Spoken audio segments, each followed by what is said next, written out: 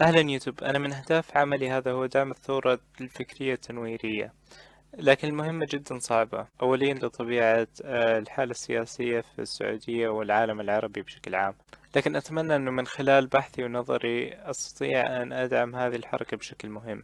من الواضح أن العالم العربي بحاجة إلى تنوير فكري متشابها بما حدث في الغرب منذ القرن السابع عشر واستمرارا إلى يومنا هذا.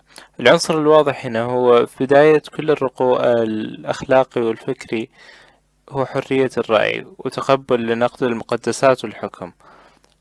هناك سبب واضح: كل ما تقدمنا في الزمن ترقينا فكريا وعلميا وأخلاقيا. كل ما ترقينا وجدنا في أعمال آبائنا وأجدادنا عار وفضيحة أخلاقية وعملية. فلو أعطينا أنفسنا الحرية لإسكات أجيال المستقبل عن أعمالنا مما قد يكون فيها الانتهاك والقمع والظلم بجهلنا، فرح نوقف التقدم الفكري بتسميتهم بالفجار والزنادقة والفاسدين في الأرض، وبانتهاك حرياتهم في تعابيرهم، وبالطبع راح نتخلى فكريا وأخلاقيا. قد يظن البعض أن التخطي الفكري والأخلاقي في العالم الإسلامي متوقف تماما، لكن الحقيقة هي أنه حسبا بطيء ومتخلف. لكن ممكن رؤية التخطي الفكري مثلا من منع الرق قانونيا في العالم الإسلامي.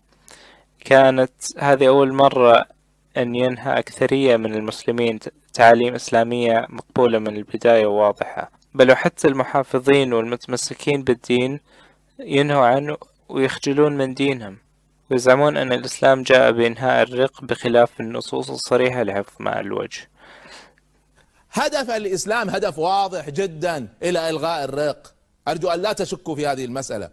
بما أن الحقيقة هي عكس ذلك تماما، فإن كان الإسلام جاء بإنهاء الرق لما نهى عنه العالم الغربي من خلال 200 سنة اللي سبقت إنهاؤه قانونيا في العالم الإسلامي، ولم تكن أكثر الدول تدينا آخرها في إنهاؤه، ولم يكن أكبر معارضيه هم الأئمة وشيوخ الإسلام آنذاك. وكتوبة أن الإسلام جاء بإنهاء الرق ما تساعد حجة المسلم أساسا، بما أنها توضح نية الله بفعل شيء وفشله الذريع بذلك. فمن رب العالمين أن يلقن تعاليم بنية معينة، هي إنهاء الرق وعدم تحقيق نيته بعد ذلك. لكن حتى مع أن العالم الإسلامي يجرب التقدم، فإنه كالثقل السرطاني على العالم المتحضر، بل يقاوم التغيير بشكل شرس ويبطئ التقدم في بقية العالم. وأكيد ما راح يكون رائد بأي شكل في التقدم بلا تقنين حرية التعبير كأساس، لذا نحتاج حركة تنويرية. الجزء الإيجابي هو أنه اليوم يفعل الإنترنت للعالم الإسلامي ما فعلته الطباعة للعالم المسيحي.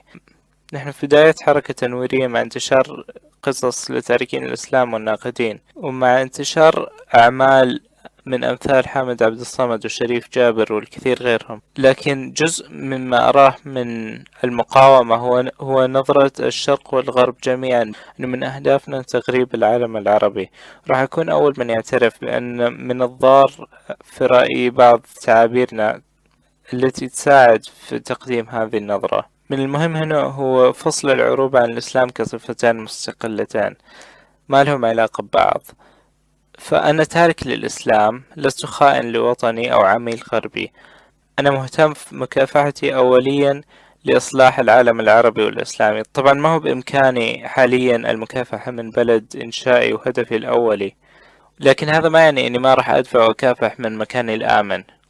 لذا اخترت تصميم علمي هذا مشابه للعلم السعودي ومكتوب بالعربية، لكن برسالة تنويرية للعلمانية والديمقراطية والحرية، والأكثر أهمية القلم، واللي يرمز على نشر الفكر من خلال الحوار الحر، على التناقض المباشر لإظهار السلاح كوسيلة نشر الفكر. وأيضا لحاجتنا الرمز، فإن مواطنين عرب بحقوق أساسية من المهم إظهار ذلك. نحن في بداية ثورة فكرية في السعودية، فشؤوننا معلومة الآن عالميا بقدر لم يوجد مسبقا، بعد مقتل خاشقجي وهروب رهف القانون بشكل معلن خصوصا.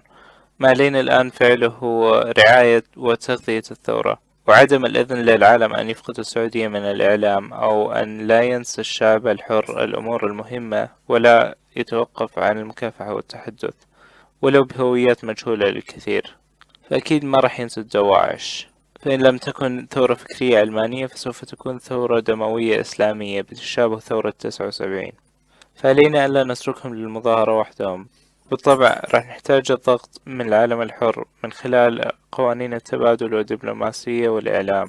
شكرا للمشاهدة. هدفي الأساسي لهذا العمل أني أساعد أوري الناس أنه ما في عيب في الشك وما في عيب في اختلاف الرأي، كلنا نستحق الاحترام بصورتنا تماما. لو أردتوا المزيد اضغطوا على سبسكرايب، ولو حبيتوا أنكم تنشروا رسالتي أرجو فعل ذلك. شكرا.